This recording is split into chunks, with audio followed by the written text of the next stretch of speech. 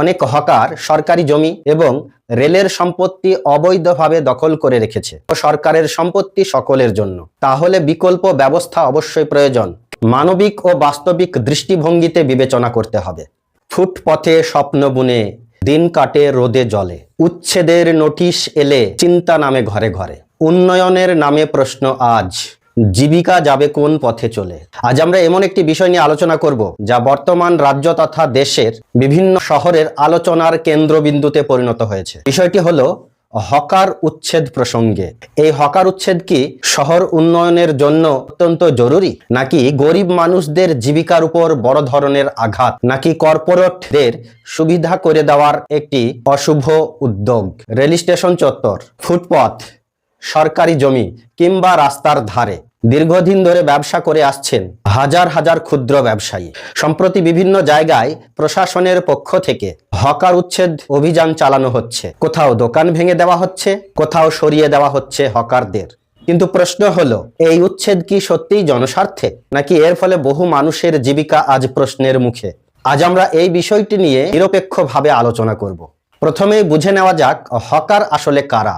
Hawker বলতে সেই সমস্ত ক্ষুদ্র ব্যবসায়ীদের বোঝানো হয় যারা স্থায়ী দোকান ছাড়া ফুটপাত, রেল স্টেশন চত্বর বা অন্য কোনো খোলা জায়গায় অস্থায়ীভাবে পণ্যদ্রব্য বিক্রি করে থাকেন। ফল বিক্রেতা, চায়ের দোকান, পোশাক বিক্রেতা, খাবার স্টল অনেকেই এই শ্রেণীর অন্তর্ভুক্ত। বাংলা তথা ভারতের বিভিন্ন শহর, বিভিন্ন মফস্বল এলাকায় লক্ষ লক্ষ মানুষ এই পেশার উপর চিরনির্ভরশীল। অনেক পরিবারের আয়ের প্রধান উৎস হলো এই ছোট ব্যবসা। তাহলে এদের উচ্ছেদের পিছনে সরকার এবং প্রশাসনের যুক্তি কোথায়? সরকার এবং প্রশাসনের মতে অনেক হকার সরকারি জমি এবং রেলের সম্পত্তি অবৈধভাবে দখল করে রেখেছে। ফুটপাত দখল হয়ে যাওয়ায় পথচারীদের অনেক সমস্যায় পড়তে হয়। রেল স্টেশন এবং ট্রাকের পিছনে অবৈধ দোকান নিরাপত্তার জন্য অত্যন্ত ঝুঁকিপূর্ণ। তাছাড়া তৈরি হয় যানজট এবং দুর্ঘটনার সম্ভাবনা বেড়ে যায়। তাই সরকারের বক্তব্য হলো আইন মেনে জনসাধারণের সুবিধার জন্য এবং শহরের পরিকাঠামোর উন্নয়নের স্বার্থে এই উচ্ছেদ অভিযান চালানো হচ্ছে। তাই এই যুক্তিগুলি সম্পূর্ণভাবে অস্বীকার করা যায় না, কারণ জনসাধারণের রাস্তা ও সরকারের সম্পত্তি সকলের জন্য। অন্যদিকে হকারদের বক্তব্য অত্যন্ত তাৎপর্যপূর্ণ। তাদের দাবি, আমরা কোনো বড় ব্যবসায়ী নয়, দিনের শেষে আমাদের যা রোজগার হয় তা দিয়ে আমাদের সংসার চলে, ছেলে মেয়েদের পড়াশোনা হয় ইত্যাদি ইত্যাদি। অনেক হকার আবার বছরের পর বছর একই জায়গায় ব্যবসা করছেন। কেউ কেউ আবার স্থানীয় প্রশাসনের কাছে থেকে অনেক সময় অনুমতিপত্র বা পরিচয়পত্র নিয়ে নিয়েছেন। তাদের প্রশ্ন, যদি উচ্ছেদ করতেই হয় তাহলে বিকল্প ব্যবস্থা অবশ্যই প্রয়োজন। কেননা একজন হকারের দোকান ভেঙে দিলে শুধুমাত্র একজন মানুষের ক্ষতি হয় না, তার পুরো পরিবার জীবিকার সংকটে পড়ে যায়। কেননা সন্তানের পড়াশোনা, বাড়ির অন্যান্য খরচ, চিকিৎসা সবকিছুই তার আয়ের উপর নির্ভরশীল। তাছাড়া ভারতে হকারদের নিয়ে বিভিন্ন আইন ও নীতিমালা রয়েছে। যেহেতু এই অভিযানের উদ্দেশ্য হলো বিভিন্ন শহরের উন্নয়ন এবং হকারদের জীবিকার মধ্যে একটা ভারসাম্য তৈরি করা, অর্থাৎ একদিকে যেমন জনসাধারণের জন্য রাস্তাঘাট ও জমি রক্ষা করতে হবে, অন্যদিকে জীবিকার অধিকারকেও গুরুত্ব সহকারে দেখতে হবে। তাই বিশেষজ্ঞদের মতে কোনো উচ্ছেদ অভিযান সম্পূর্ণ হওয়ার আগে যথাযথভাবে নোটিশ পাঠাতে হবে, তাদের পুনর্বাসন এবং বিকল্প ব্যবস্থার বিষয়টি বিবেচনা করতে হবে। তাহলে এর সমাধান কি?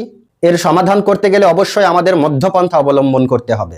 প্রথমত, যেখানে সত্যি জনস্বার্থে সমস্যা তৈরি হচ্ছে সেখানে নিয়ম অনুযায়ী ব্যবস্থা নিতে হবে। দ্বিতীয়ত, হকারদের জন্য একটি নির্দিষ্ট হকার জোন বা মার্কেট তৈরি করা যেতে পারে। তৃতীয়ত, পুনর্বাসনের ব্যবস্থা ছাড়া কোনোভাবেই হকার উচ্ছেদ উচিত নয়। প্রশাসন ও হকার সংগঠনের মধ্যে আলোচনার মাধ্যমে স্থায়ী সমাধান আনতে হবে, কারণ উন্নয়নের অর্থ শুধুমাত্র রাস্তা পরিষ্কার নয়, মানুষের জীবিকাও রক্ষা করা। এই হকার উচ্ছেদ বিষয়টি অত্যন্ত সংবেদনশীল।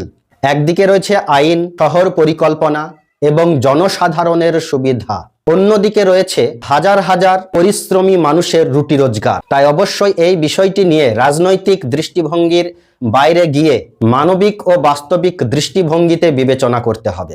এ বিষয়ে আপনার মতামত কি? সরকারের উচ্ছেদ অভিযান কি প্রয়োজনীয়, নাকি পুনর্বাসনের ব্যবস্থা না করে উচ্ছেদ অভিযান করা উচিত নয়? কমেন্ট করে অবশ্যই আপনার মতামত জানান।